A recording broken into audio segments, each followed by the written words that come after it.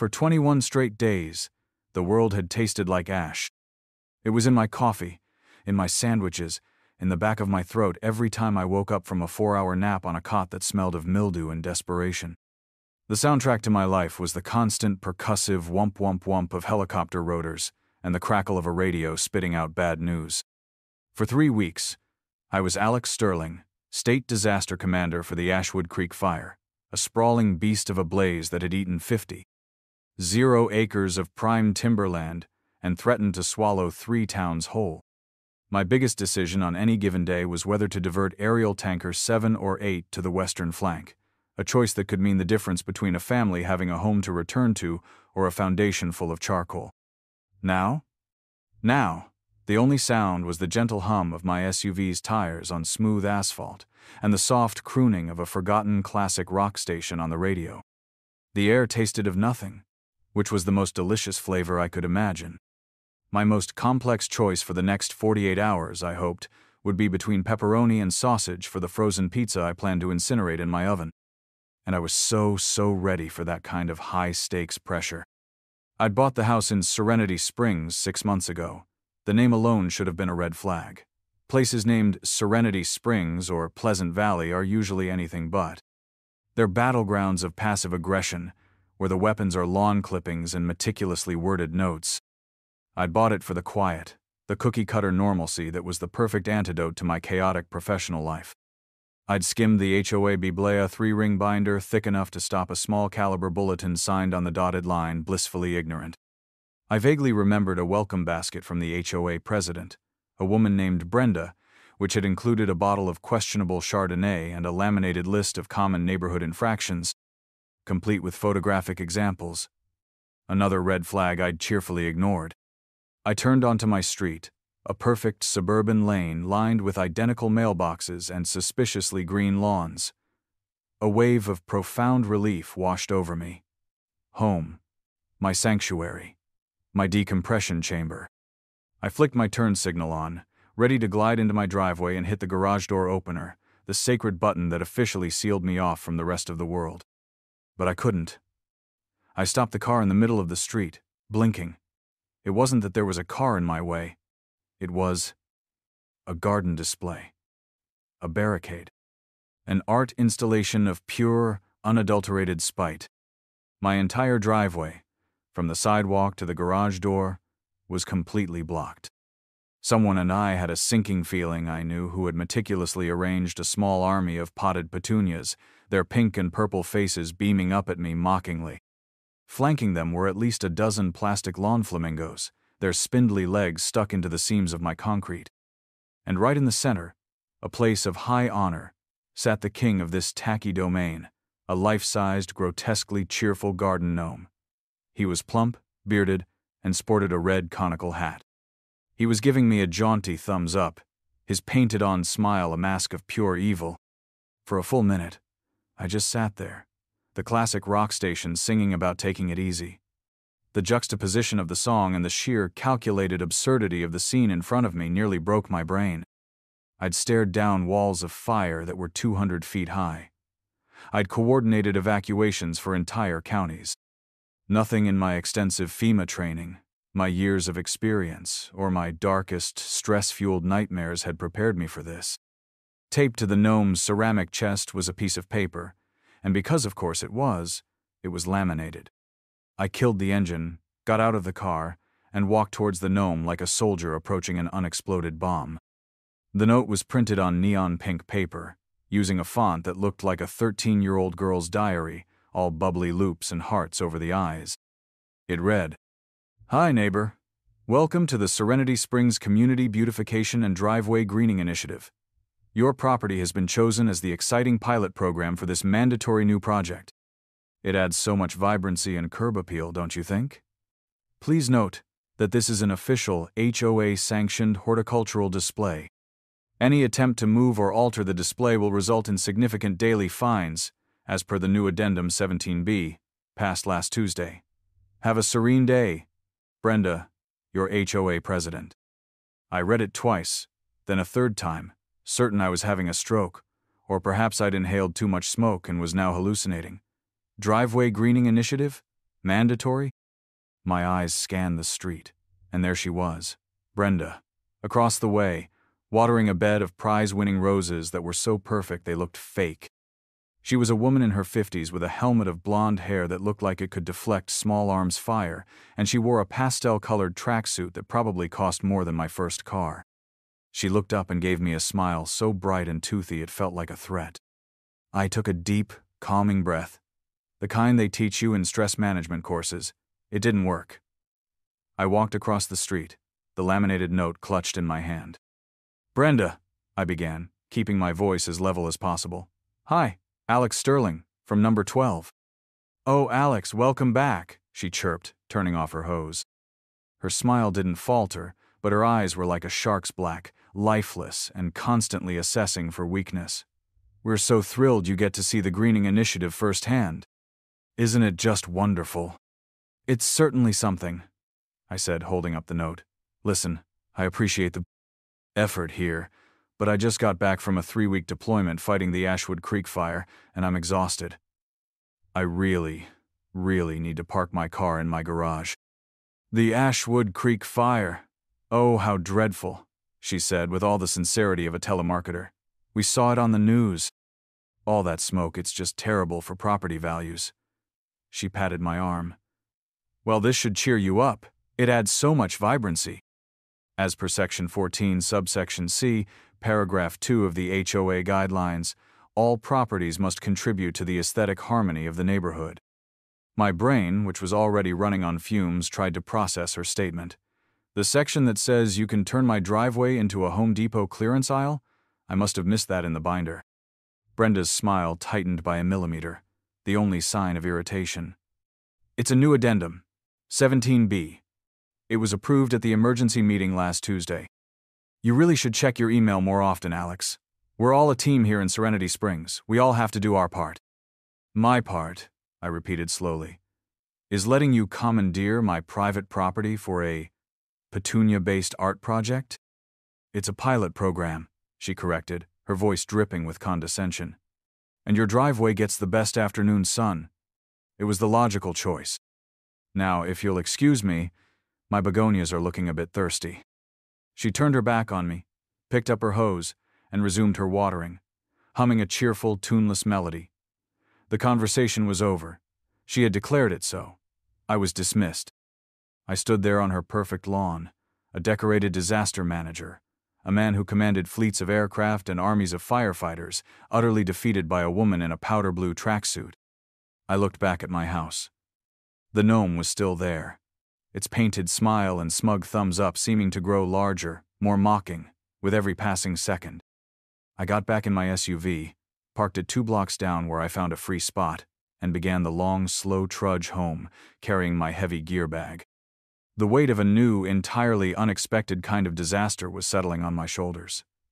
And this one, I feared, couldn't be fought with water and fire retardant. After a night of restless sleep on my own couch because my gear was too heavy to lug up the stairs, I decided on a new course of action: strategic diplomacy.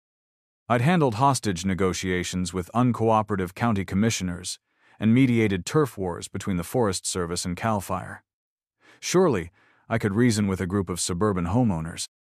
My defeat at the hands of Brenda was a tactical retreat, not a surrender. I would appeal to the larger body. I would use logic. It was, in hindsight, an adorable notion. The HOA meeting was on Saturday morning in the community clubhouse, a building so beige and sterile it seemed to actively suck the joy out of the air. It smelled of weak coffee and quiet desperation. I came prepared. I had a small stack of notes and photos of my driveway on my phone. I'd even rehearsed a short, polite speech. I was ready for a rational discussion. What I walked into was not a discussion. It was a court-martial, and I was the defendant. Brenda sat at the head of a long, folding table, positioned like a queen on her throne. To her right sat a man in his late 60s, with a comb-over and a polo shirt tucked into khaki shorts. This was Gary, a man I'd seen measuring his neighbor's lawn with a tape measure.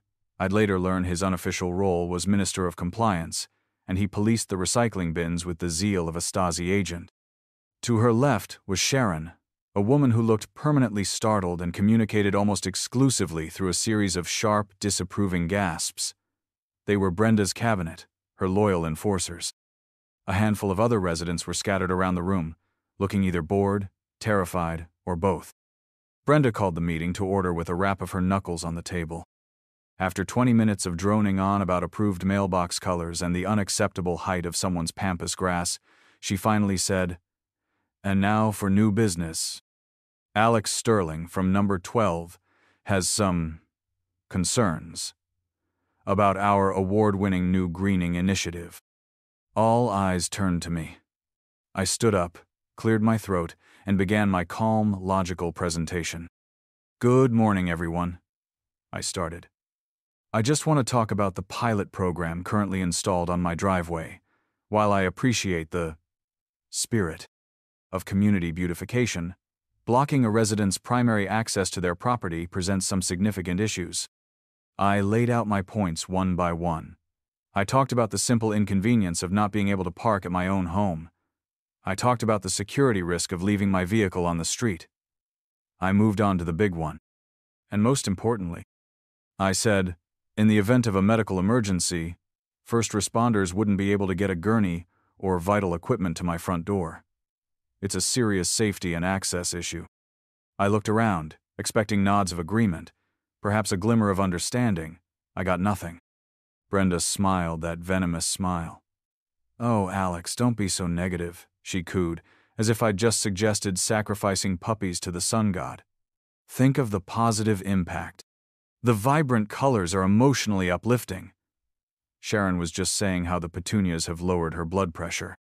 Sharon, on cue, took a deep, shuddering breath and let out a soft, approving gasp.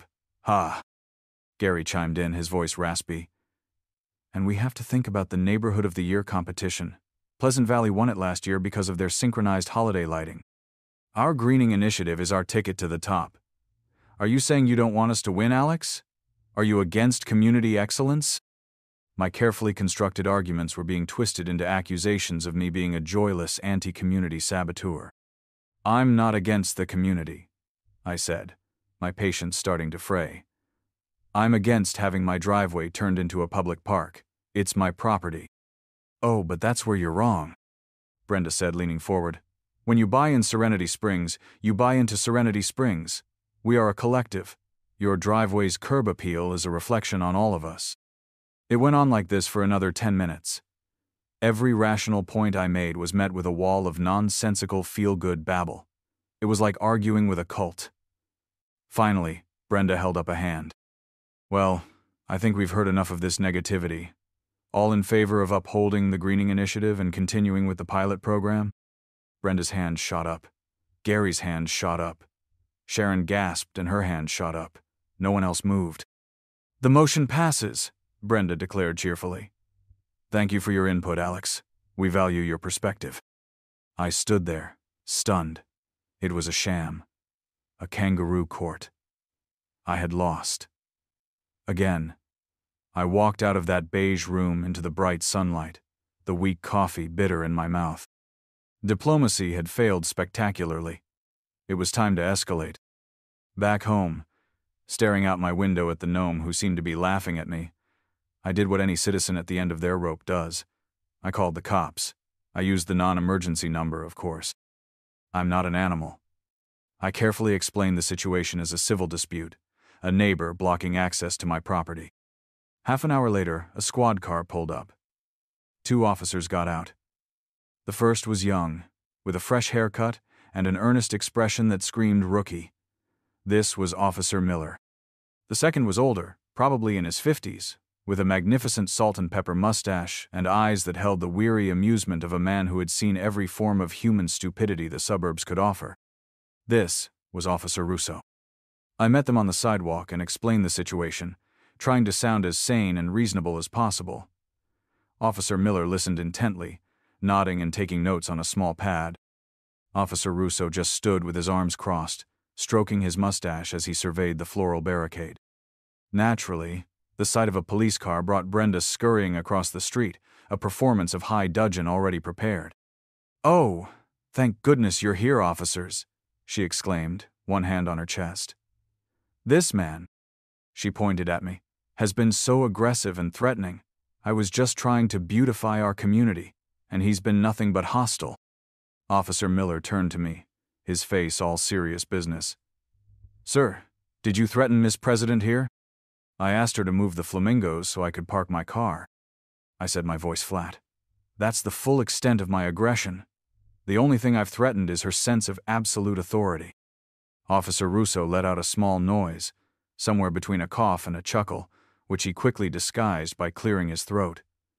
He walked over to the gnome and nudged it with the toe of his polished boot. "Ma'am," Russo said, turning to Brenda, his expression unreadable, "I see the situation, but this is a civil matter. It's between you and your homeowners association. We can't force you to move your horticulture." He said the word horticulture with a slight, almost imperceptible smirk that told me everything I needed to know. He was on my side, even if he couldn't do anything. "See?" Brenda said smugly. "The law's on my side." "We're not lawyers, ma'am," Miller said earnestly. "We can't interpret civil contracts." "My advice?" Russo added, looking directly at me. His eyes had a distinct twinkle. "Read your bylaws, all of them, every single word. Sometimes the devil's in the details, and so's the solution." They got back in their car and drove away. Brenda gave me a triumphant sneer before pirouetting back to her own pristine property. I was left alone on the sidewalk, the gnome's thumb still pointed to the sky. But Russo's words echoed in my head. "Read your bylaws." He hadn't just been giving me generic advice. It was a hint, a clue. A new energy surged through me. I'd been approaching this like a civilian, like a victim. Officer Russo's knowing smirk had flipped a switch in my brain. I wasn't just Alex Sterling, frustrated homeowner. I was Alex Sterling, State Disaster Commander. And this was no longer a dispute. It was an incident, a localized disaster. And I was about to write the incident action plan. I marched into my home office, a room usually reserved for late-night conference calls about wildfires and flash floods. I grabbed the HOA binder Brenda's Bible and slapped it on the desk. Then I fired up my laptop and opened a familiar program, the same one I used to draft official operational plans for FEMA. The old adrenaline started to kick in. My exhaustion vanished, replaced by a cold, clear focus. Brenda wanted to play by the rules? Fine. We'd play by the rules. All of them. First, I went into the garage and found my industrial label maker and a roll of yellow caution tape I kept for situations exactly like this, apparently. I printed a series of crisp, official-looking labels. Hazard zone, horticultural obstruction, caution, unstable flamingo cluster. And my personal favorite, proceed with extreme caution, active gnome activity. I went outside and proceeded to cordon off the entire petunia display. I wrapped the caution tape from my mailbox to the pillar of my garage, creating a clear, unmistakable perimeter. I affixed the warning labels at eye level. Then, I went back inside and started drafting. The document I created was a thing of bureaucratic beauty. Incident Action Plan. Sterling Driveway. Obstruction. Stow. 1. 1 Incident Overview. A non-permissive horticultural environment has been established by a hostile local actor, blocking critical private infrastructure. 2 Current situation. The obstruction consists of ceramic, plastic, and organic materials. The primary actor, codename Brenda, remains non-compliant and has rejected diplomatic overtures. 3. Risk assessment. High risk of tripping hazards from decorative flamingos. Moderate risk of aesthetic-based psychological distress. Low risk of gnome-related insurgency, surveillance ongoing. 4. Operational objectives for next 24-hour period. Objective 1. Conduct continuous photographic and video surveillance of hostile actor, Brenda, to document patterns and behaviors. Objective 2. Establish a comprehensive legal framework for debris removal by conducting a full-spectrum analysis of all applicable governing documents, HOA, city-state. Objective 3.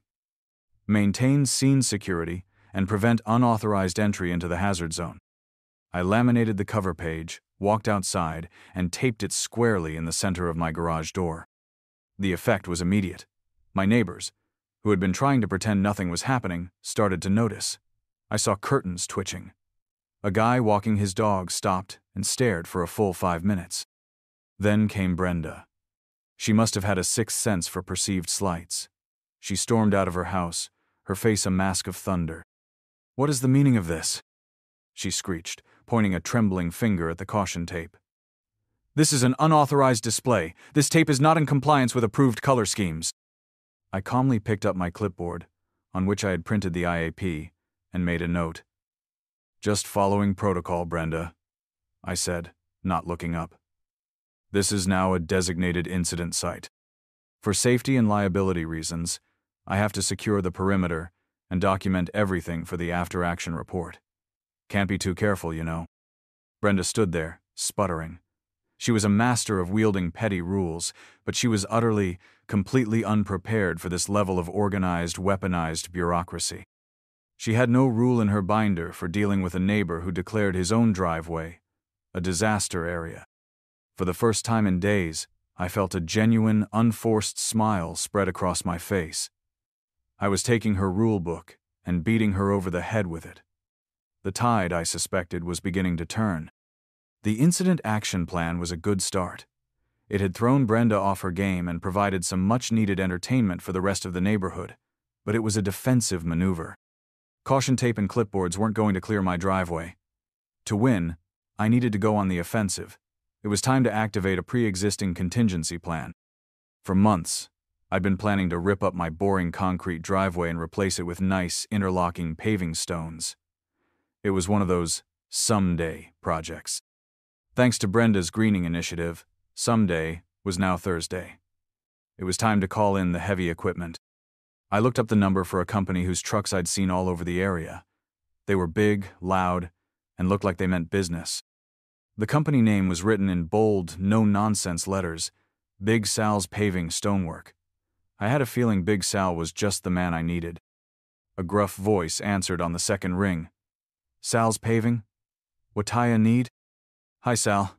My name's Alex Sterling," I said. "I've got a job for you. A complete driveway repaving with interlocking stones, but there's a logistical complication." "Logistical complication?"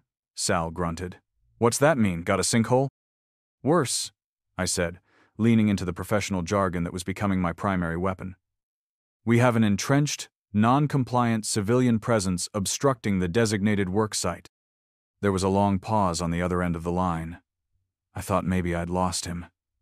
Then, a loud, booming laugh erupted from the phone, so forceful I had to pull the receiver away from my ear. Wait. Sal choked out between laughs. "Let me get this straight. You mean some broad put a bunch of crap on your driveway and won't move it?" "That's an accurate and concise summary, yes," I replied, a grin spreading across my face. "The obstruction consists of a significant number of ceramic gnomes, plastic avians, and miscellaneous flowering plants in terracotta pots. The civilian in question, the local HOA president, believes she has jurisdictional authority over the area." "Jurisdictional authority?" Sal roared with laughter again. "Oh, that's rich. Lady, you have no jurisdiction over my bobcat. Oh, this I gotta see. This ain't just a job. This is entertainment. We can start Thursday morning. 7 a.m. sharp. We'll bring the big toys. And don't you worry about the, debris removal. We'll handle that as part of the standard site prep. Free of charge. It'll be my pleasure." We hung up, and I felt a sense of overwhelming relief. An alliance had been formed. Sal was a kindred spirit, a man who respected results, not ridiculous rules. The cavalry wasn't just coming. It was coming with a dump truck and a skid steer loader. Thursday morning arrived with the promise of battle. I was up at 6, a fresh pot of coffee brewing, my command center, the kitchen window, established. Right on cue, at 7:00 a.m., the ground began to tremble. It wasn't an earthquake. It was the arrival of Big Sal's convoy. It was a glorious, diesel-fueled spectacle of raw power. First came Sal's Ford F-350 Dually, a monster of a truck that looked like it ate Priuses for breakfast. Following it was a massive dump truck, its empty bed echoing as it rumbled down the quiet suburban street. The grand finale was a flatbed trailer carrying the main event. A gleaming yellow Bobcat skid steer, a compact instrument of beautiful destruction. The noise, the rumble of the engines, the hiss of the air brakes was a wake-up call for the entire neighborhood. Curtains twitched. A few brave souls emerged onto their porches, coffee mugs in hand, their faces a mixture of annoyance and intrigue. The show was about to begin. Sal's crew, a team of 3 burly guys who looked like they were born to move heavy objects, began to unload the Bobcat. And that's when it happened. The front door of Brenda's house flew open. She appeared, not in her power tracksuit, but in a pink silk robe and fluffy slippers. In her hand, she clutched a coffee mug that boldly proclaimed "Boss Lady." Her face was a thundercloud of pure rage. "Stop!" she shrieked, her voice cutting through the morning air. "Stop this instant!" She marched across her lawn, down my driveway, and planted herself directly in the path of the Bobcat as one of Sal's crew, a guy named Frankie, was about to drive it off the trailer. She held up one hand, palm out, as if her sheer force of will could halt 2 tons of steel and hydraulic fluid. "This is an unsanctioned construction project," she yelled. "This is an official HOA pilot program site. You have no authority to be here." Sal, who had been leaning against his truck sipping from a thermos, sighed dramatically. He ambled over, his footsteps slow and deliberate. He was a big man, tall and broad, and his calm demeanor made Brenda's shrieking seem even more unhinged. "Mornin', ma'am," Sal said, his Boston accent thick as molasses. "Name's Sal. We're here to do a driveway. You're currently standing in the way of the driveway, so if you could just, step aside." "I am the president of this homeowners association," Brenda declared, puffing out her chest. "I am ordering you to pack up your little toys and leave immediately before I call the police." "Go ahead," Sal said with a shrug. "Call 'em. They were here the other day, right? Told you it's a civil matter." "Well, this here," he gestured to the signed contract he pulled from his back pocket, "is a civil contract. The homeowner signed it. The check cleared. We're working. Now, for the last time, please move." Brenda did not move. She crossed her arms. "I will not. This initiative is vital to the community. You will not destroy it." Sal looked at her. He looked at the gnome. He looked back at her. He turned to his crew chief. "All right, Frankie, start her up. Let's begin with the debris removal. Gently now. Start with the gnome. We'll put him in a special disposal pile." That was the breaking point. "No!" Brenda shrieked, a sound of pure, primal fury. "You will not touch Mr. Gnomey." She lunged forward and wrapped her arms around the ceramic gnome, shielding it with her body like a Secret Service agent taking a bullet for the president. It was the most gloriously, breathtakingly absurd thing I had ever witnessed. A woman in a pink silk robe, physically defending a garden gnome from a bobcat. The neighbors were now openly filming with their phones. Frankie had the bobcat idling, its engine a low growl of anticipation. Sal was just shaking his head, a slow grin spreading across his face. The situation was at a complete and total stalemate. Sal's crew wouldn't physically touch her, but they weren't leaving. Brenda wasn't budging. I watched from my kitchen window, sipping my coffee. The direct confrontation phase was being handled brilliantly by General Sal, but it was time for the commander to deploy his final weapon. While the standoff at No Mandy Beach was unfolding, I was executing my masterstroke. Officer Russo's advice read, "Your bylaw had been my guiding principle." But I had taken it a step further. I hadn't just read the HOA binder. I had spent the entire night on the city and state government websites, diving deep into the labyrinth of municipal codes, zoning ordinances, and public safety regulations. And in the dusty, forgotten corners of bureaucratic language, I had found my weapon, my nuke. Revelation number 1. The city's planning code, section 113.8, paragraph 4, clearly stated that any impervious surface alteration, which included adding a significant number of non-porous pots within 10 feet of a public sidewalk, required a specific drainage impact permit. Brenda's Petunia Army was, in fact, an unpermitted construction project. Revelation number 2. State Fire Code, Title 19, Article 3, Section 3.12, was even better. It mandated that the primary driveway of any single-family residence be kept clear and accessible at all times for emergency vehicle access, specifically defining a minimum clearance width of 10 feet. My driveway was 9.5 feet wide. The petunias, flamingos, and Mr. Nomi constituted a direct and unambiguous fire code violation. This was no longer about HOA rules. This was about city and state law. I drafted a document. It was not a friendly note. It was a formal, terrifyingly official-looking order to seize and desist and notice of multiple ordinance violations. I used the same formatting, the same dense, jargon-heavy language that I used in my official declarations of emergency. I cited the specific code she was violating, the potential for daily fines from the city, and the legal liabilities involved. Then came the masterstroke, the signature block.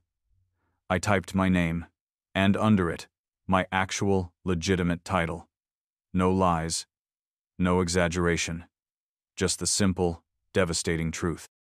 Alex Sterling, Commander, State Office of Disaster Management. For the final flourish, I added a CC list at the bottom, a list designed to strike fear into the heart of any petty tyrant who thrives on their own small bubble of authority. CC. City of Serenity Springs, Code Enforcement Division, Serenity Springs Fire Marshal's Office, State Department of Environmental Quality, Water Runoff Division, Legal Counsel, Serenity Springs Homeowners Association, LLC. I printed it on the best, thickest paper I had. I put it in a crisp, official-looking envelope. I walked out my front door, right past the ongoing standoff. Brenda was still clinging to her gnome. Sal was on his phone, probably describing the scene to a disbelieving colleague. I didn't say a word. I walked across the street, up Brenda's perfectly manicured walkway, and taped the notice squarely to her front door. Then I walked back to my property, gave Sal a subtle nod, and went back inside to my command post at the window. The trap was set. The bomb was planted. I just had to wait for the target to walk into the blast radius. The standoff continued for another 10 minutes. Brenda was still locked in her desperate embrace with Mr. Nomi, her voice growing hoarse from yelling about bylaws and aesthetics.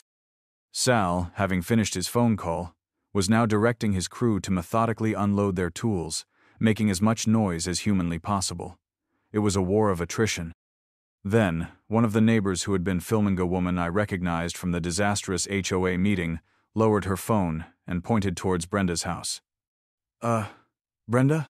she called out. "There's something on your door." Brenda's head snapped around. She saw the white envelope, a foreign object in her perfectly controlled world. Annoyance flickered across her face.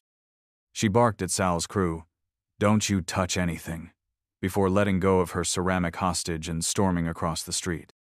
I leaned closer to my window, my phone in hand, watching the live feed from my doorbell camera in glorious high definition. This was it, the moment of impact. The sequence of emotions that played across Brenda's face was a cinematic masterpiece. Phase 1. Annoyance. She ripped the envelope off the door with a huff, clearly assuming it was some kind of solicitation or another note from me. Phase 2. Confusion. She tore it open and unfolded the single heavy sheet of paper. Her brow furrowed as she began to read the dense, legalistic text at the top. The words, "keys and desist," probably didn't register at first. Phase 3. Dawning horror. Her eyes, scanning down the page, suddenly widened. They stopped, frozen. I could pinpoint the exact moment she saw the phrases I had so carefully chosen. City Code Violation 113.8. Fire Code Violation Title 19. Unpermitted Surface Alteration. And the two most beautiful words in the English language, daily fines. Phase 4. Absolute panic. Her face, which had been flushed with anger, turned a pale, pasty white. Her gaze shot down to the bottom of the page. She saw the CC list.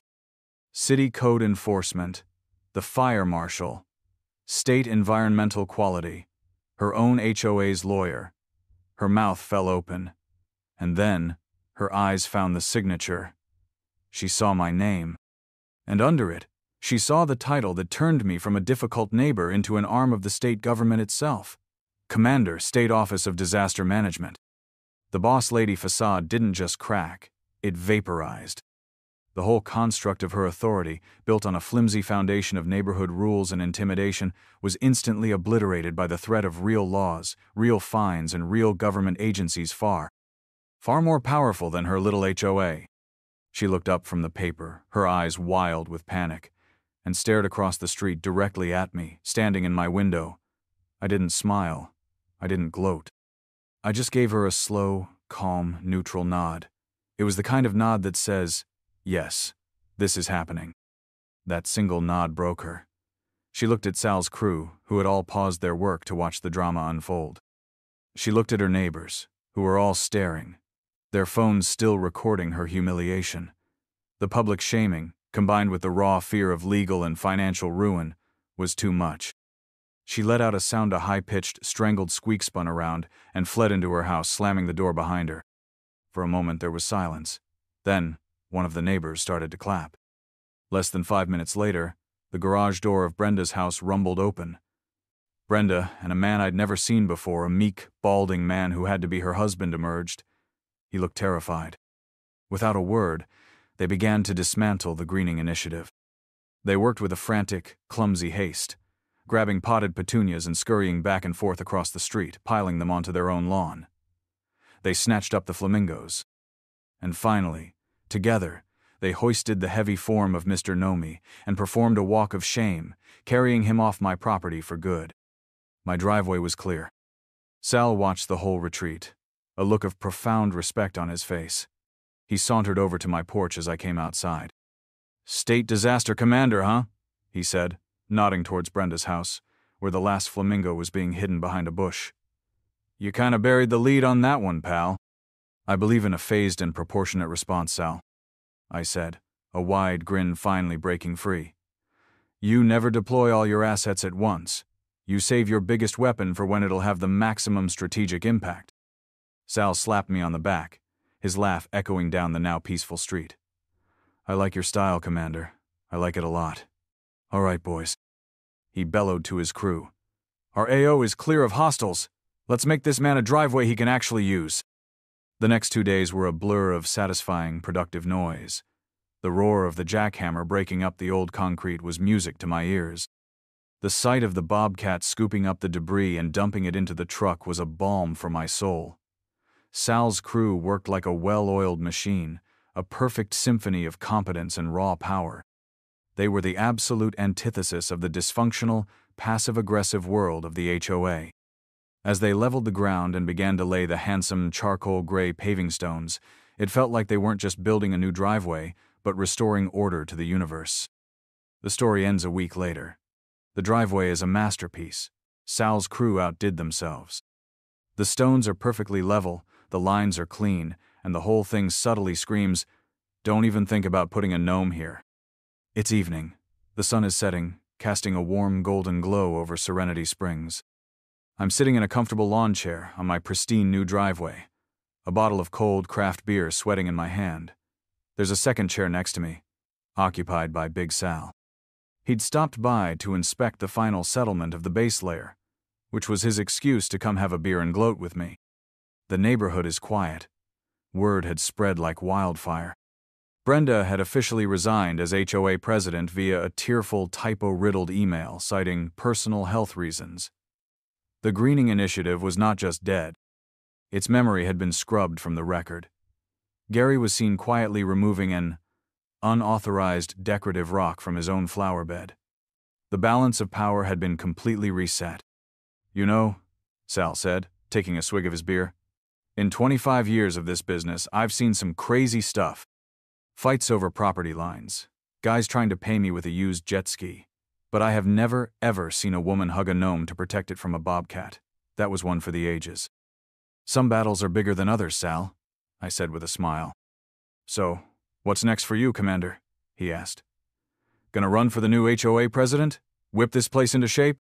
I let out a loud laugh. "Absolutely not. I've filled my quota for dealing with localized, man-made disasters for the year. From here on out, I'm sticking to floods and fires." They're simpler. We clinked our bottles together, the sound sharp and clear in the evening air. I took a long, satisfying drink and leaned back, finally at peace. I looked at my house, my clear driveway, the quiet street. I'd stared down hurricanes. I'd managed mass evacuations. I'd looked governors in the eye and told them we needed to call in the National Guard. But for one solid, infuriating week, my entire world, my most complex and vexing crisis, had been a 5'10" woman armed with petunias and a laminating machine. Some disasters are measured in wind speed and storm surge. Others are measured in acres burned and inches of rain. And some are measured in pure, unadulterated spite. I wouldn't wish an HOA on my worst enemy. Well, except maybe for Brenda.